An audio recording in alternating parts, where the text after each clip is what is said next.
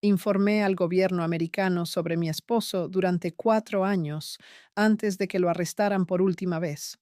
No porque me lo pidieran, porque yo lo ofrecí, porque entendí antes que cualquier agente de la DEA, antes que cualquier analista del Departamento de Justicia, antes que cualquier periodista que creyó conocer mi historia, que la única salida que producía un resultado diferente al determinar en una celda federal o en una fosa sin nombre en la Sierra de Sinaloa era la que nadie en ese mundo podía imaginar que yo tomaría, usar lo que sabía, que era todo, para construir el tipo de valor de negociación que ninguna cantidad de dinero podía reemplazar. Entregué al hombre más buscado del mundo, al hombre con quien tuve 2 hijas, al hombre que me dio un imperio que nunca pedí y una vida que nunca elegí completamente. Lo entregué con la frialdad de quien ha calculado todas las variables y ha llegado a la conclusión de que el amor, en ese mundo, es un lujo que las personas inteligentes no pueden permitirse cuando el amor y la supervivencia apuntan en direcciones opuestas. Me llamo Emma Coronel Aispuro, la muñeca, la esposa del Chapo. La mujer que los medios describían como decorativa, como trofeo, como la reina de belleza que el narcotraficante más famoso del mundo había convertido en su consorte pública. Esa descripción era la más útil que podía existir para mí, porque era completamente falsa en todo lo que importaba y completamente verdadera en todo lo que era visible.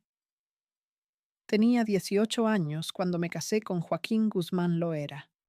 Tenía 32 cuando lo vi entrar esposado a una corte federal en Nueva York, sabiendo que la información que yo había provisto era parte de la arquitectura que hizo posible que ese momento ocurriera.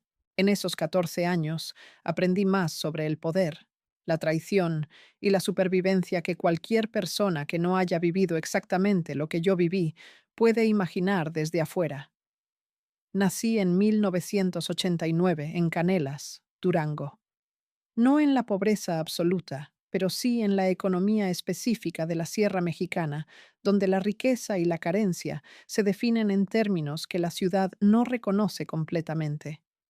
Había suficiente para vivir, pero no había el tipo de futuro que las ciudades producen para los que tienen acceso a sus estructuras.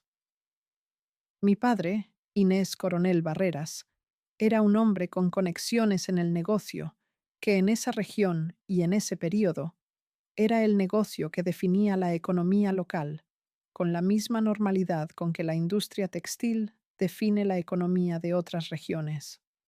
No era un operador de nivel alto, era parte del ecosistema que sostenía a los que lo eran, con la posición específica del que tiene acceso suficiente para beneficiarse de la cercanía, sin tener la exposición que los niveles más altos producen. Esa posición de mi padre fue la coordenada que hizo posible lo que ocurrió en el Festival Café Gourmet de Canelas en febrero de 2007. Tenía 17 años. El Chapo tenía 52.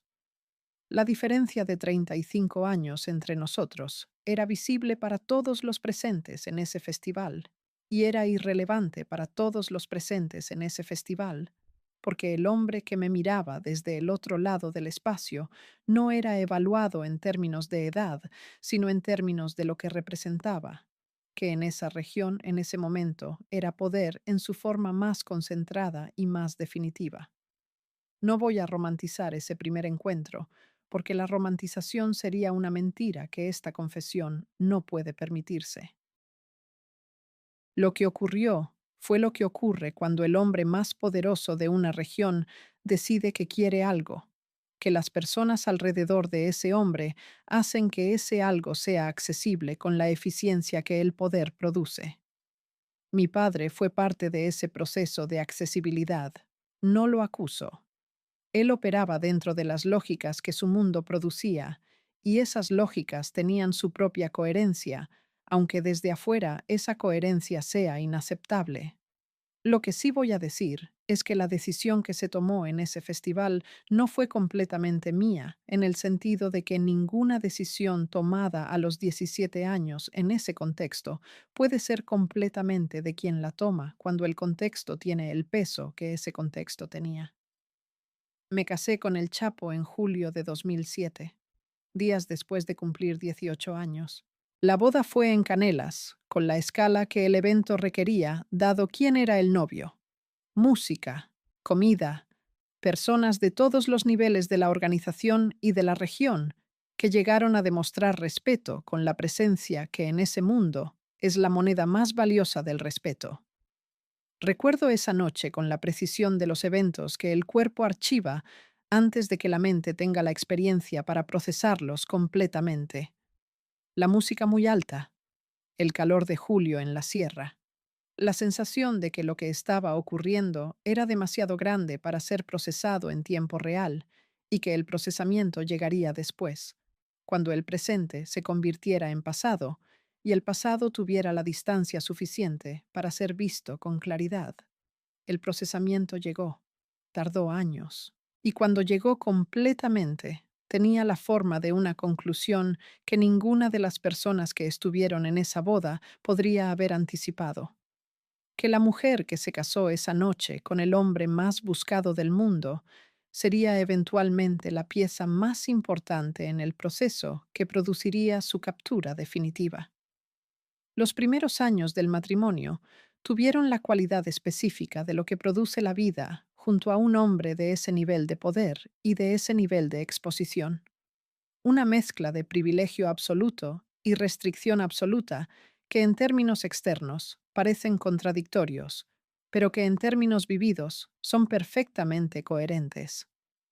El privilegio era real, recursos sin límite, acceso a cualquier lugar que el dinero podía abrir, la protección que viene de ser la esposa del hombre que nadie en ese mundo quería tener como enemigo. La restricción era igualmente real.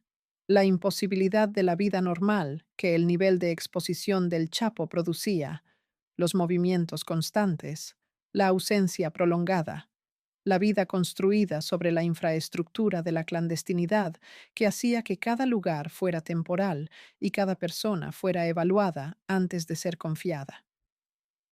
Aprendí en esos primeros años a leer el mundo del Chapo con la profundidad que solo produce la proximidad sostenida. No la lectura del analista externo que estudia documentos e interroga testigos. La lectura de la persona que comparte el espacio, que escucha las conversaciones antes y después de las reuniones formales, que observa las reacciones que el Chapo tenía con las personas que creía que nadie más observaba, que estaba presente en los momentos donde la guardia baja y el hombre real es visible detrás del personaje público. Lo que vi en esos primeros años era un hombre extraordinariamente inteligente en su dimensión operativa y completamente limitado en su dimensión de perspectiva sobre su propia situación.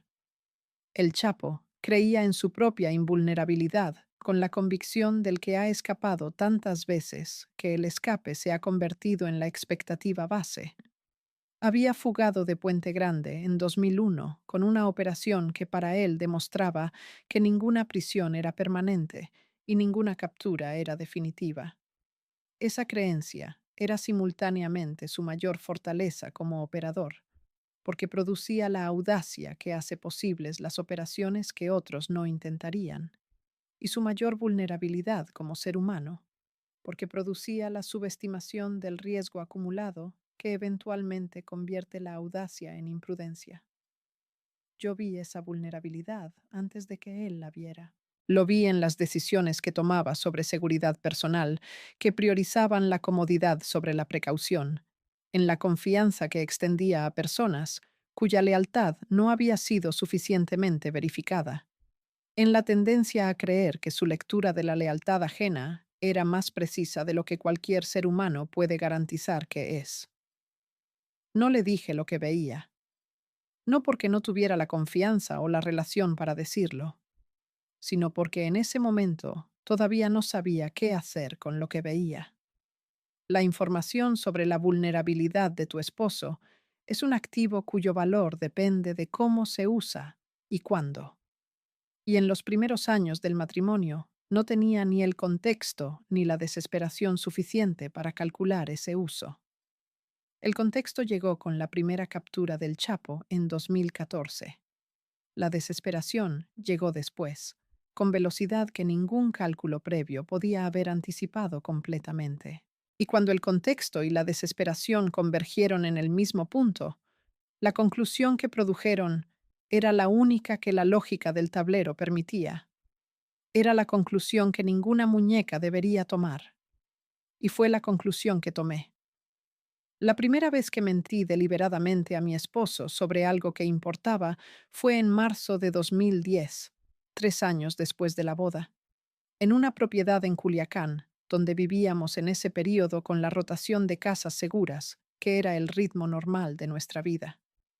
Le dije que había estado todo el día en la propiedad, cuando había salido 4 horas a una reunión que no podía decirle que había tenido, porque la reunión era con una persona que él no sabía que yo conocía y que si hubiera sabido que conocía, habría producido una conversación que no estaba preparada para tener.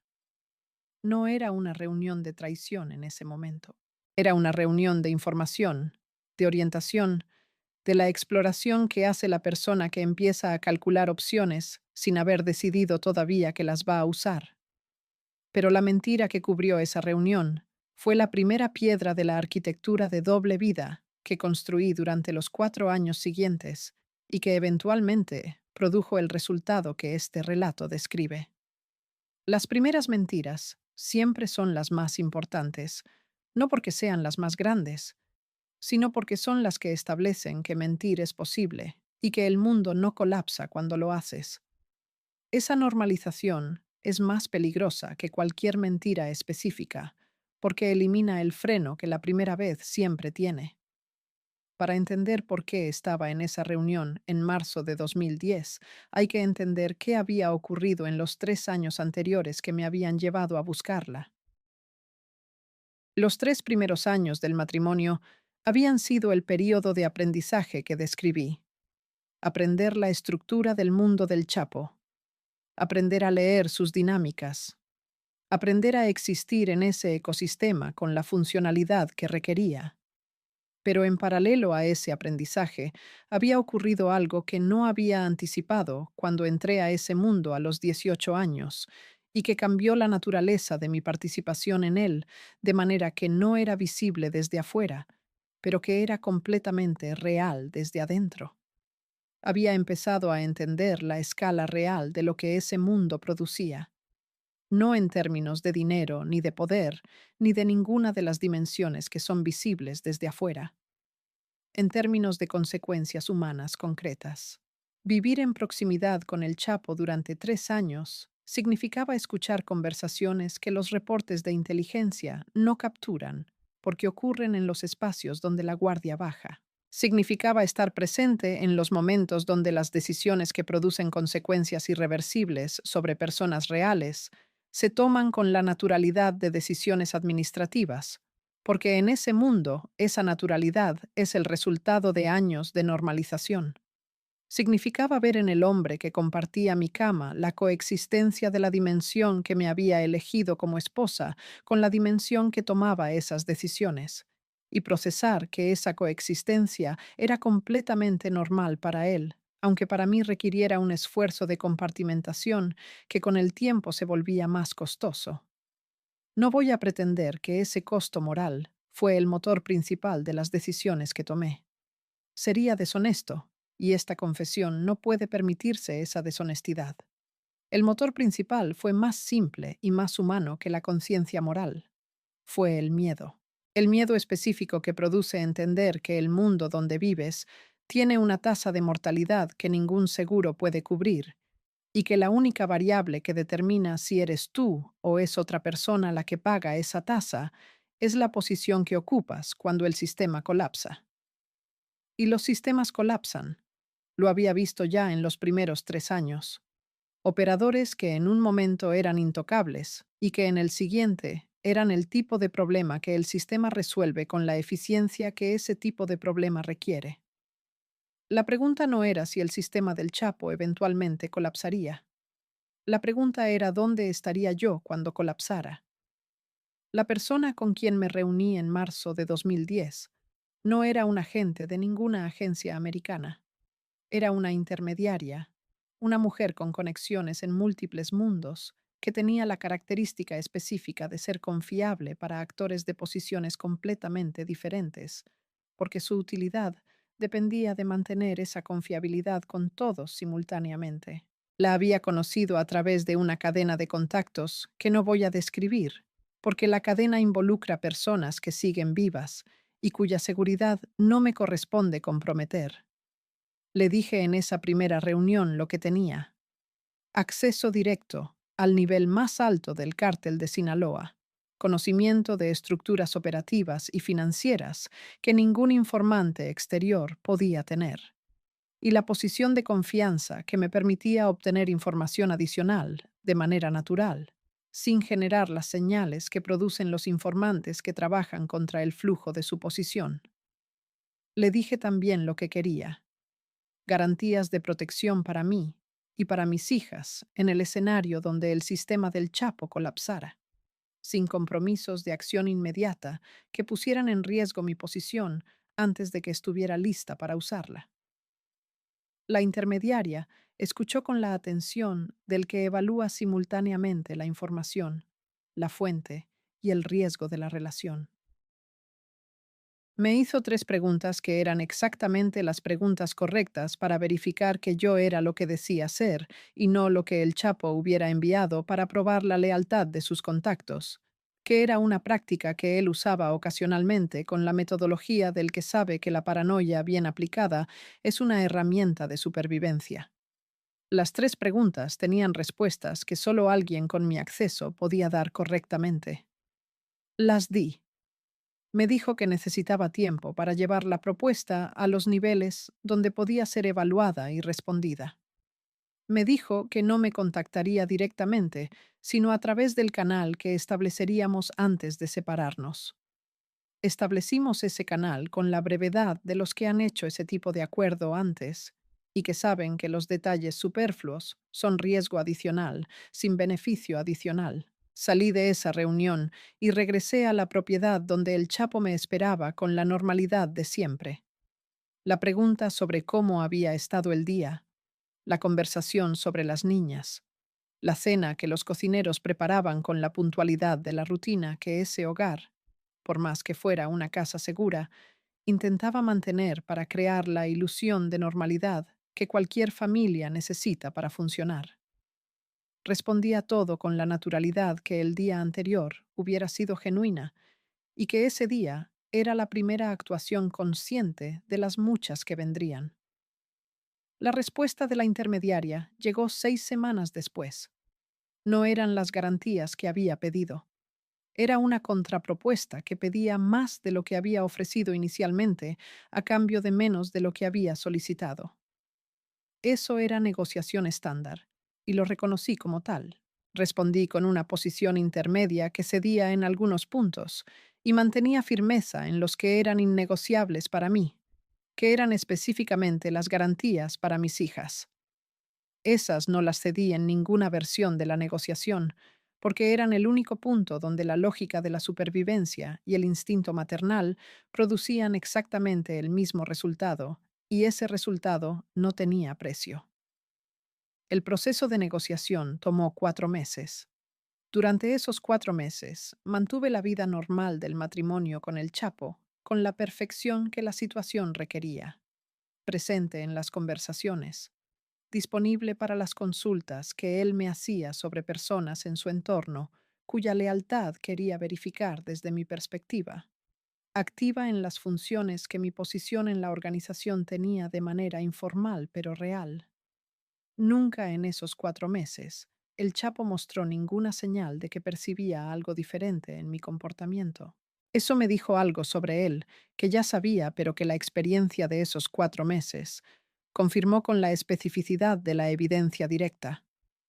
El Chapo era extraordinariamente perceptivo sobre las amenazas externas y completamente ciego ante las que venían de las personas en su círculo más íntimo. Esa ceguera era la que había permitido que sus capturas anteriores, incluyendo la de Puente Grande, tuvieran la dimensión de traición interna que cada una tenía en mayor o menor grado. Era la ceguera del que ha construido su modelo de seguridad sobre la capacidad de detectar enemigos, y que no ha incorporado en ese modelo la posibilidad de que los enemigos más efectivos sean los que no parecen enemigos. Yo no era su enemiga en el sentido convencional, pero tampoco era lo que él creía que era. Y esa distancia entre lo que creía que era y lo que era constituyó durante 4 años la grieta por donde fluyó la información que eventualmente produjo el resultado que este relato describe. El acuerdo final se cerró en octubre de 2010. No con firma, ni con documento, ni con ningún instrumento que pudiera existir como evidencia. Con una conversación donde los términos fueron enunciados, confirmados y sellados con el tipo de compromiso que en ese nivel de operación es más vinculante que cualquier contrato, porque depende de la reputación de todos los actores involucrados, y esa reputación es el activo más valioso que tienen. Los términos que obtuve eran los que había necesitado: inmunidad de procesamiento para mí y para mis hijas, garantías de protección en el escenario del colapso, y el compromiso de que mi rol no sería revelado en ningún proceso público que comprometiera mi seguridad. A cambio, acceso continuo a la información operativa del cártel de Sinaloa al nivel que mi posición me permitía, con entrega periódica a través del canal establecido y sin acción inmediata que comprometiera mi posición antes del momento que yo señalara como el correcto para la operación final. Esa última cláusula, que yo señalara el momento, era la que más poder me daba y la que más peso cargaba. Significaba que el proceso de la captura final del Chapo no sería activado hasta que yo lo autorizara.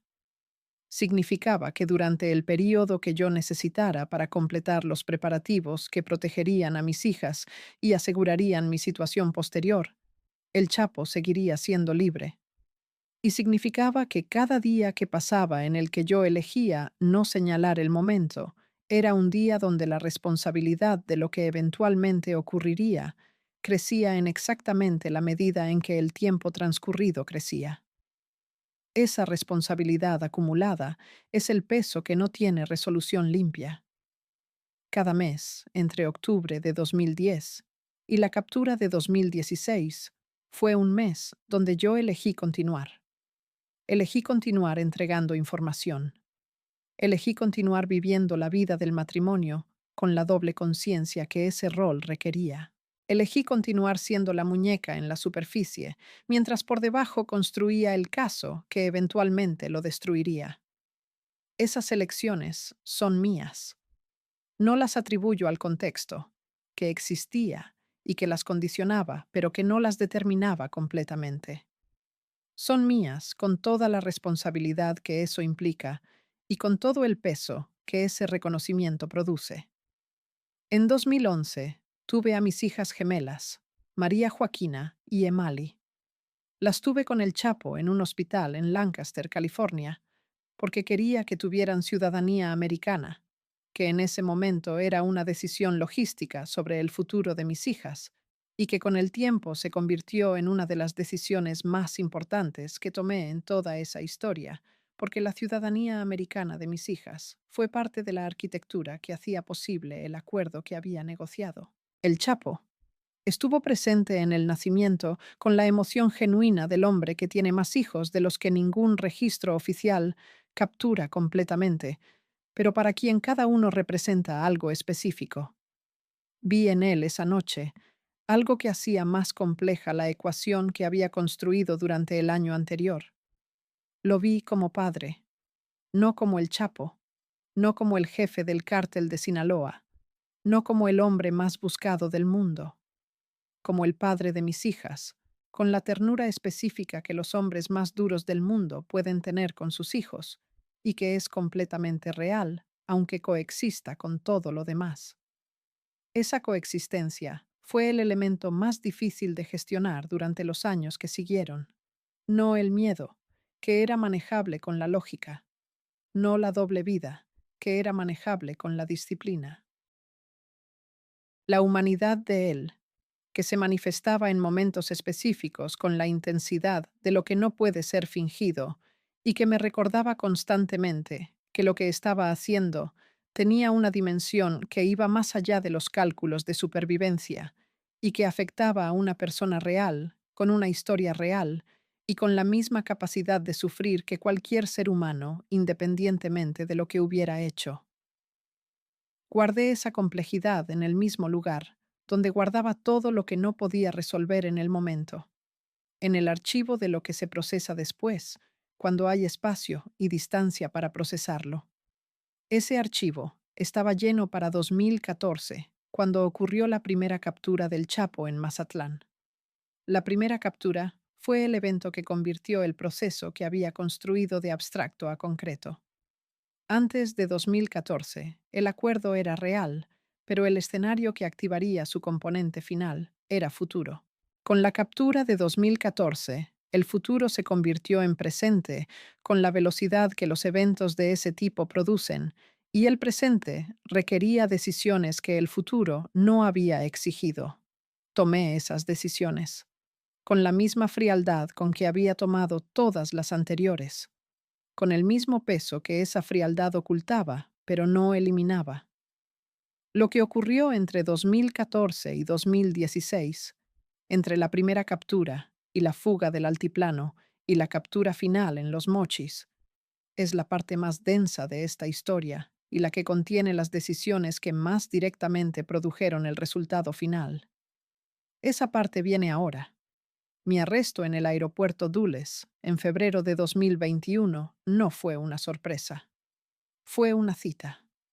No en el sentido de que yo hubiera acordado el momento exacto con las agencias americanas, que hubiera sido operativamente innecesario dado el acuerdo que existía desde 2010, sino en el sentido de que llegué a ese aeropuerto sabiendo con suficiente certeza que el arresto ocurriría, habiendo calculado que ocurriera en ese momento y en ese lugar específico, en lugar de en cualquier otro momento, y lugar donde podría haber ocurrido durante los 5 años anteriores si yo hubiera tomado decisiones diferentes sobre mis movimientos. Llegué a Dulles con 2 maletas, sin mis hijas que estaban en California con personas de mi confianza, y con la resolución del que ejecuta el último paso de un plan largo. El agente que me detuvo en la zona de inmigración tenía mis documentos verificados antes de que yo llegara al mostrador. El proceso fue rápido, profesional, sin el drama que los arrestos de ese perfil producen en las narrativas públicas, porque el drama requiere sorpresa, y aquí no había sorpresa para ninguna de las dos partes que sabían lo que estaba ocurriendo. Lo que el público vio fue la esposa del Chapo, arrestada en un aeropuerto americano, intentando gestionar negocios relacionados con el narcotráfico. Lo que ocurrió fue más complejo y más calculado que esa narrativa, porque la narrativa pública de mi arresto fue en sí misma parte del proceso que había diseñado. El arresto visible, con los cargos específicos que se presentaron, producía exactamente el perfil legal que el acuerdo requería para que mis protecciones fueran operativas. Un arresto con cargos manejables, una declaración de culpabilidad que admitía lo suficiente para ser creíble y no lo suficiente para comprometer la dimensión del proceso que no podía hacerse pública, y una sentencia que era el precio de entrada al estatus legal que el acuerdo proveía. Ese diseño había sido negociado en detalle en los años posteriores a la captura del Chapo en 2016. Los 4 años entre enero de 2016 y febrero de 2021 fueron el periodo donde los términos del acuerdo de 2010 fueron refinados, ajustados y preparados para su implementación final.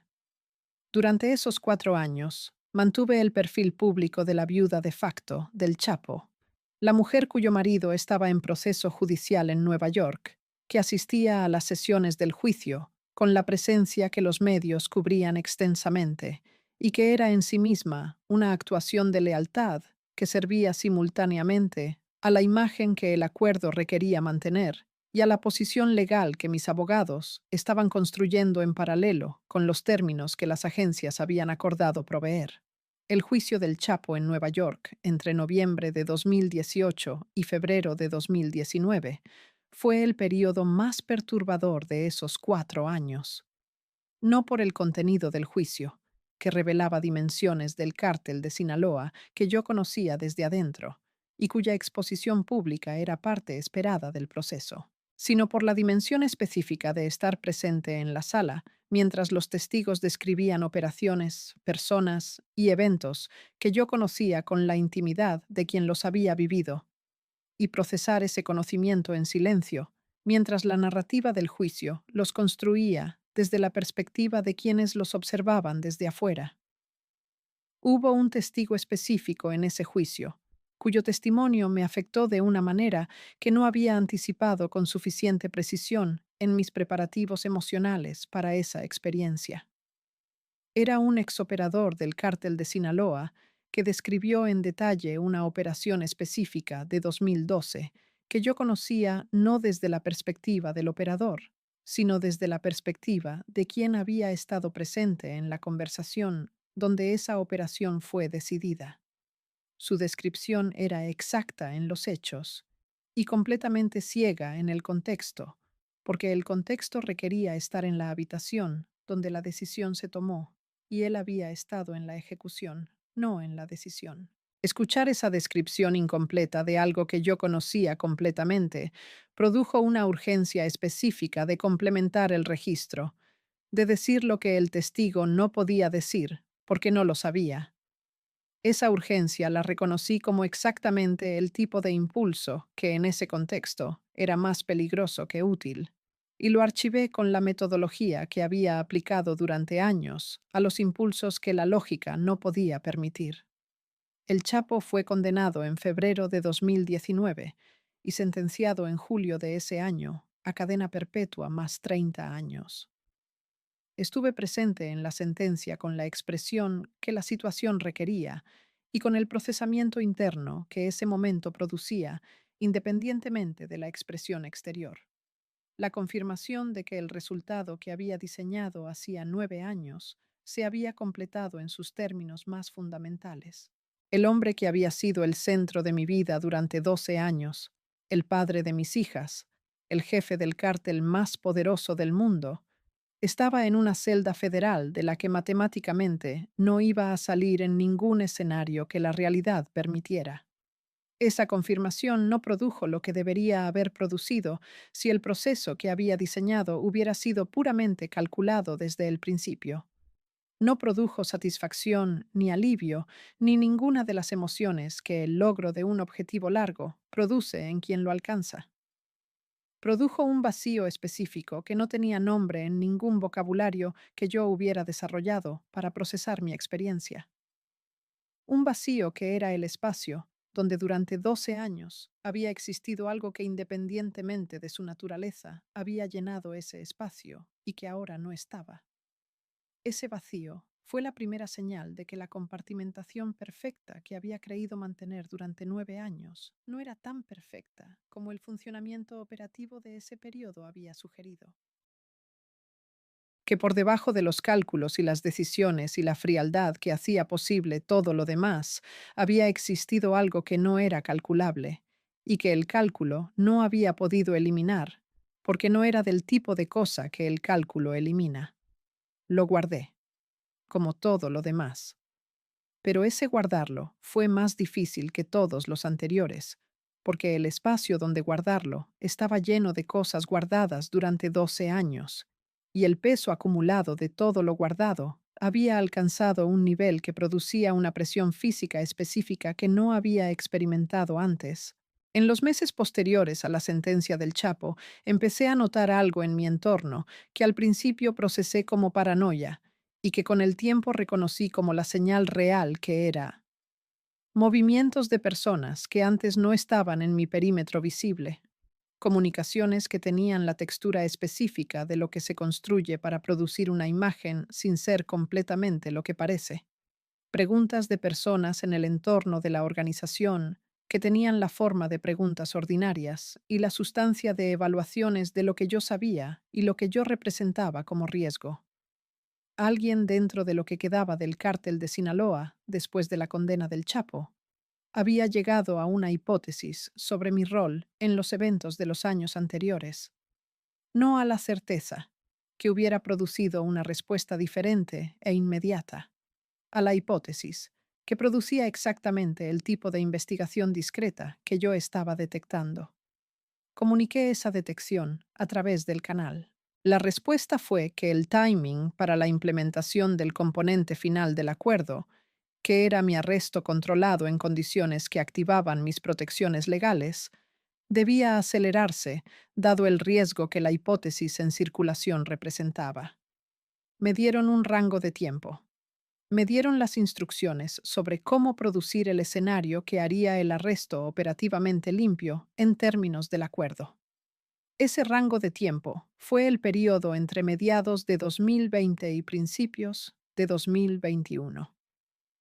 Durante ese periodo, hice los preparativos que el acuerdo requería. Organicé la situación de mis hijas con la permanencia que la implementación del componente final requería.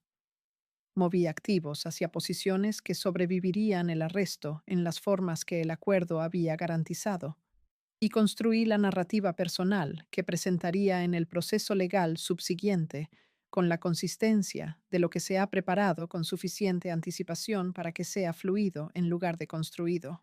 En ese periodo tuve una conversación con mis hijas, que fue la más difícil de todas las conversaciones difíciles que este proceso había requerido. Tenían 9 años. Eran suficientemente grandes para entender que algo importante estaba ocurriendo y suficientemente jóvenes para no poder entender completamente qué. Les dije que habría un periodo donde yo no estaría con ellas de la misma manera que había estado, que ese periodo era temporal y que al final de él nuestra situación sería diferente y más segura de lo que había sido en toda su vida. No les dije lo que había hecho. Eso no era una conversación posible con niñas de 9 años, y probablemente no será una conversación posible en ningún momento de sus vidas, porque las conversaciones de ese tipo requieren que quien las recibe tenga la capacidad de procesar lo que contienen, y esa capacidad no existe independientemente de la edad cuando el contenido incluye lo que esta conversación incluiría.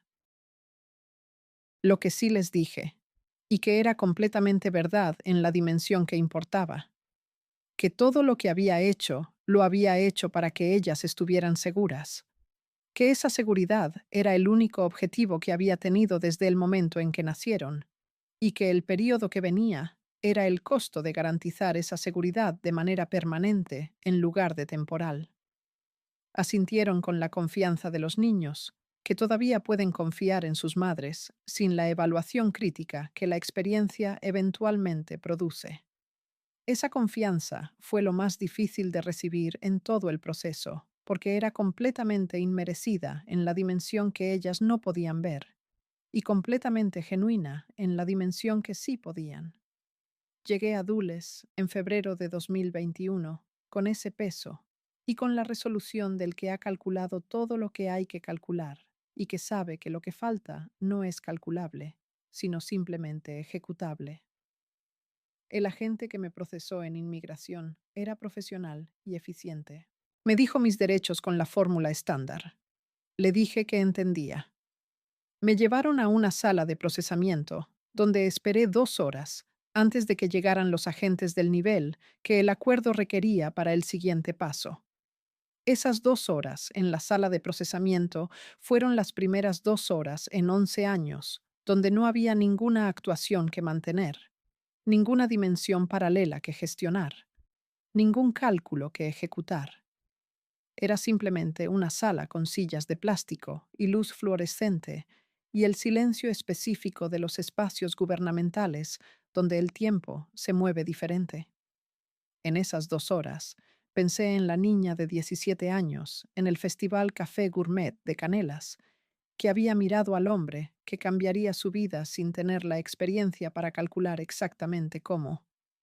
Pensé en la boda de julio de 2007 y en la sensación de que lo que ocurría era demasiado grande para ser procesado en tiempo real. Pensé en la reunión de marzo de 2010 y en la mentira que cubrió esa reunión cuando regresé a la propiedad donde el Chapo me esperaba.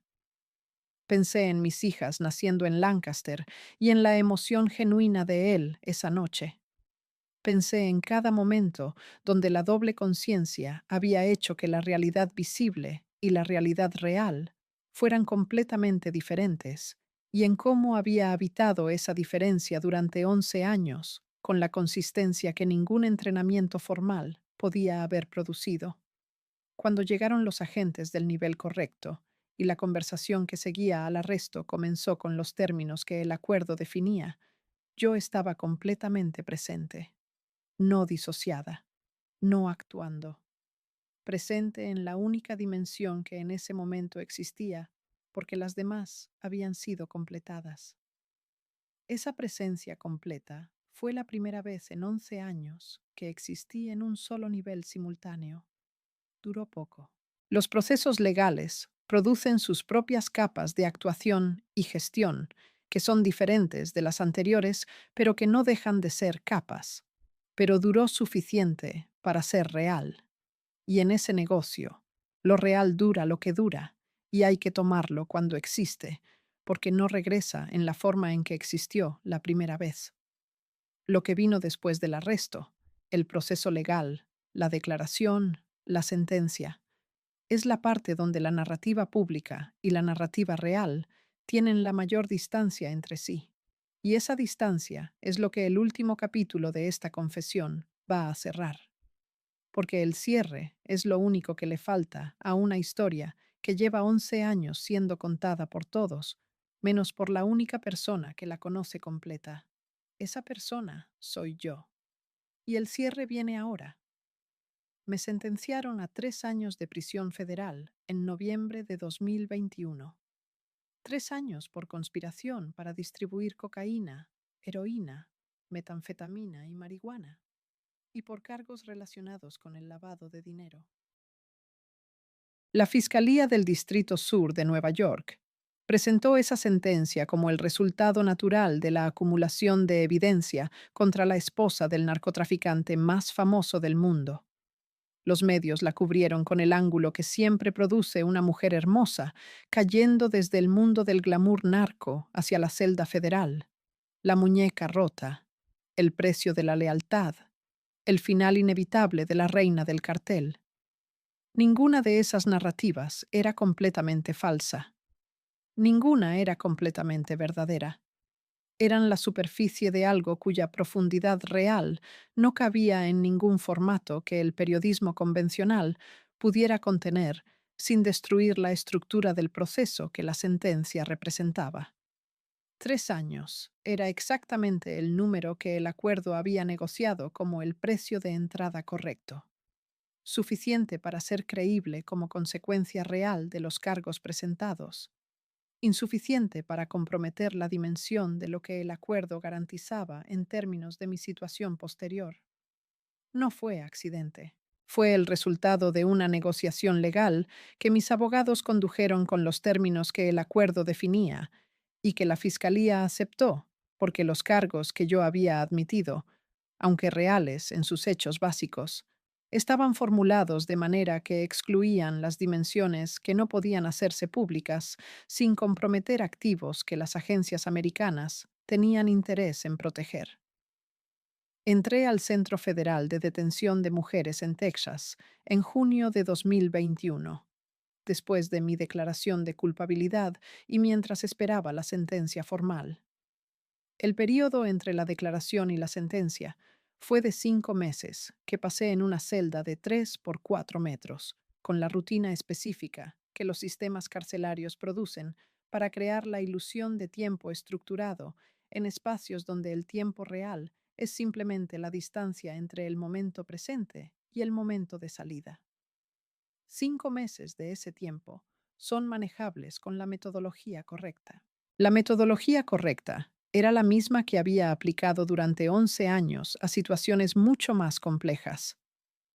dividir el tiempo disponible en unidades manejables, aplicar a cada unidad la actividad que produce el resultado más útil dado el contexto, y no invertir energía en evaluar lo que no puede cambiarse. Lo que podía cambiarse era lo que había sido el propósito de todo lo anterior, la situación de mis hijas. En los meses de detención previa a la sentencia, los mecanismos que el acuerdo había establecido para proteger esa situación funcionaron con la precisión de lo que había sido construido con suficiente anticipación para no depender de la improvisación. Mis hijas estaban en California con tutores que yo había seleccionado con los criterios correctos y con los recursos que el acuerdo había garantizado que sobrevivirían el proceso legal, en formas que ninguna investigación de los activos del Chapo podía comprometer porque estaban completamente separados de la arquitectura financiera que esa investigación tenía como objetivo. Esa separación había sido el trabajo más técnico de todos los que había realizado en el proceso. Construir una estructura de recursos que existiera completamente fuera del alcance de las investigaciones de decomiso que el caso del Chapo había generado, que sobreviviera mi arresto y mi sentencia, y que estuviera disponible para mis hijas de manera permanente, independientemente de lo que ocurriera con todo lo demás. Ese trabajo había tomado 4 años de preparación entre 2017 y 2021 y había sido el componente del acuerdo que más directamente dependía de la cooperación de las agencias americanas, porque requería que ciertas estructuras financieras no fueran incluidas en las investigaciones de decomiso que esas mismas agencias conducían. Ese componente funcionó. No lo verifico con orgullo, sino con el alivio específico del que ha construido algo para un propósito concreto, y puede confirmar que el propósito fue cumplido. Salí de la prisión federal en junio de 2023, después de cumplir la sentencia con las reducciones por buen comportamiento que el sistema provee. No voy a describir el momento de la salida con el dramatismo que las narrativas de liberación penal siempre producen, porque el momento no tenía dramatismo. Tenía la sobriedad del que completa un proceso largo y que sabe que lo que sigue es diferente, pero no necesariamente más simple. Había una persona esperándome afuera que no era un familiar ni un amigo en el sentido convencional, sino alguien cuya presencia en ese momento era parte de los arreglos que el acuerdo había producido para el período posterior. Lo que me encontré al salir de la prisión federal era una versión de la libertad que ninguna de las versiones anteriores de mi vida había tenido. Libertad sin el peso de la doble conciencia, sin la arquitectura de la mentira sostenida, sin la disociación permanente que había sido el estado operativo de 11 años de vida. Era también libertad con restricciones específicas del acuerdo, que no eran las restricciones convencionales de la libertad condicional, sino restricciones de un tipo diferente, que tenían que ver con lo que podía decir, dónde podía estar y qué podía hacer públicamente en el periodo posterior a mi liberación. Esas restricciones son las que hacen que esta confesión exista en la forma en que existe y no en la forma más directa que en un mundo sin restricciones existiría. Lo que he narrado aquí es verdad en todos sus componentes verificables. Lo que he omitido son los detalles que las restricciones hacen imposible incluir sin comprometer lo que el acuerdo protege. Esa omisión no cambia la verdad de lo que está incluido, solo la hace incompleta en sus detalles más específicos. Mis hijas tienen 14 años ahora. Viven en los Estados Unidos con la ciudadanía que garanticé que tuvieran desde su nacimiento en Lancaster y con los recursos que garanticé que tuvieran a través del proceso que he descrito. No saben completamente lo que su madre hizo durante los años que preceden su comprensión consciente de nuestra historia. Saben que su padre está en una celda federal de la que no saldrá. Saben que su madre estuvo en prisión. Saben las versiones de esas historias que tienen 14 años y que son verdaderas en lo que incluyen, aunque incompletas, en lo que omiten. Habrá un momento donde sabrán más. No este momento, porque este momento no es el correcto para ninguna razón que pueda explicarse en términos que una adolescente de 14 años pueda procesar sin el tipo de daño que la revelación prematura produce. El momento correcto llegará cuando tengan la experiencia suficiente para recibir la información completa, sin que la información las defina en lugar de informarlas. Cuando eso ocurra, les diré lo que esta confesión dice. No con estas palabras, sino con las palabras que ese momento requiera. Lo que les diré en ese momento no será una justificación, será una explicación. La diferencia entre las dos es exactamente la diferencia entre los dos tipos de relación que pueden tener con lo que su madre hizo. La relación que busca excusar lo inexcusable y la relación que busca entender lo que ocurrió en su contexto completo, sin que el entendimiento implique aprobación. Espero que elijan la segunda. No tengo garantías de que lo hagan porque las garantías en las relaciones humanas no funcionan con la misma lógica que las garantías en los acuerdos legales. El Chapo está en la ATX Florence, en Colorado, la misma prisión donde está Benjamín Arellano Félix, donde está el Chapo Trapiche y donde están otras personas cuyas historias han intersectado con la mía en distintos puntos de los años que he descrito. No tengo comunicación con él, no porque las restricciones del acuerdo lo prohíban explícitamente, sino porque la comunicación no tiene un propósito que justifique el peso que produciría para las dos partes. Hay cosas que ya no tienen conversación posible, no porque la conversación sea imposible logísticamente, sino porque el contenido que requeriría esa conversación no tiene un formato que la haga útil para ninguno de los dos. Lo que sí tengo es la evaluación de lo que hice que he construido en los 3 años desde que salí de la prisión, con la distancia que ese período ha producido. No la evaluación inmediata que hice en la sala de espera de Dulles, ni la evaluación durante la detención, ni la evaluación en los primeros meses de libertad. La evaluación que produce el tiempo suficiente para ver el proceso completo, desde el principio hasta el fin, con la claridad que solo da la distancia real. Esa evaluación tiene estos componentes. Hice lo que hice con la información que tenía y en el contexto que existía. El contexto no determinó completamente mis decisiones, pero las condicionó de maneras que alguien que no lo vivió desde adentro no puede evaluar completamente desde afuera. Las consecuencias de lo que hice afectaron a personas reales, de maneras que van desde lo que fue el propósito explícito hasta lo que fueron efectos secundarios que el propósito no requería, pero que la naturaleza de las acciones producía inevitablemente. Mi esposo está en una celda para el resto de su vida. Mis hijas crecen sin su padre. La organización que él construyó se fragmentó con consecuencias de violencia que las personas en Sinaloa y en los corredores que el cártel controlaba pagaron con sus vidas y sus familias. Todo eso es consecuencia directa o indirecta de lo que construí durante 11 años. No lo niego, no lo minimizo. Lo reconozco con la precisión que esta confesión requiere y con la comprensión de que reconocerlo no cambia ninguna de esas consecuencias, porque las consecuencias de ese tipo no se deshacen con el reconocimiento. Se reconocen y se cargan. Eso es todo lo que es posible hacer con ellas.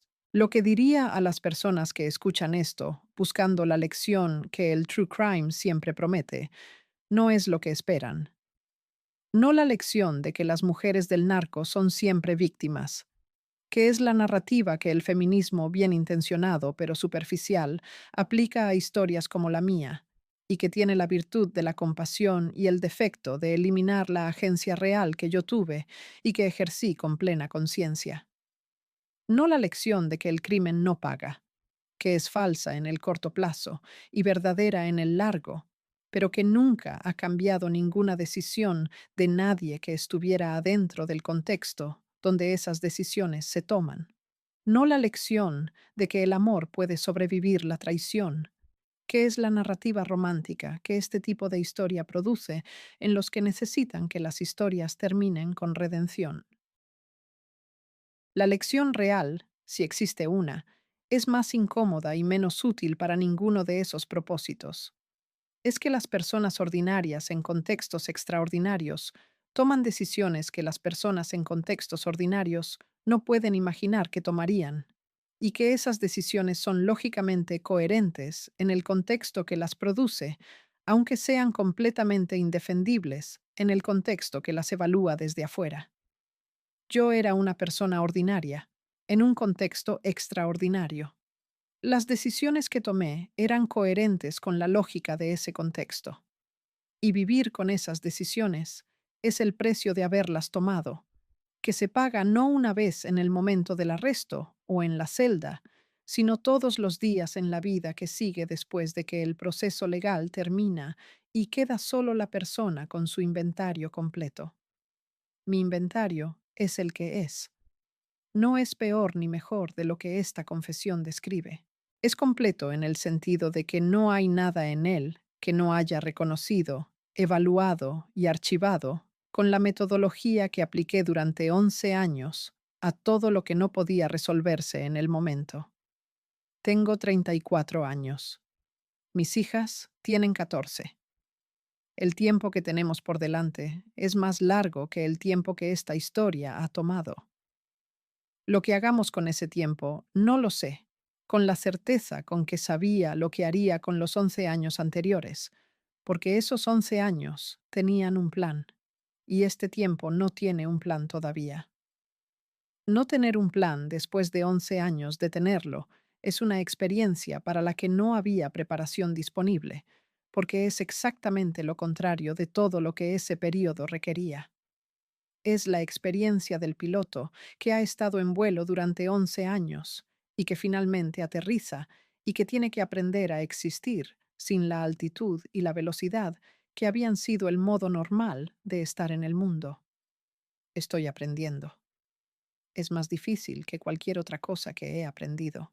Es también la única cosa que he aprendido que no tiene consecuencias sobre personas que no eligieron estar en el campo de acción de lo que aprendo. Eso tiene un valor que 11 años de aprender cosas con consecuencias sobre otros me ha enseñado a reconocer.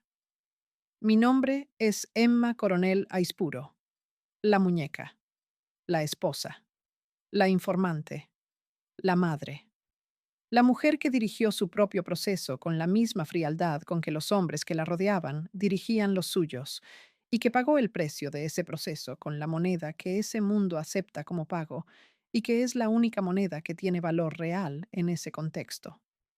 Los años, las personas, la vida que existía antes y que no regresa en la forma en que existió. Eso es todo lo que tengo para decir. Es suficiente, y es verdad, que es más de lo que la mayoría de las historias de ese mundo pueden ofrecer al final.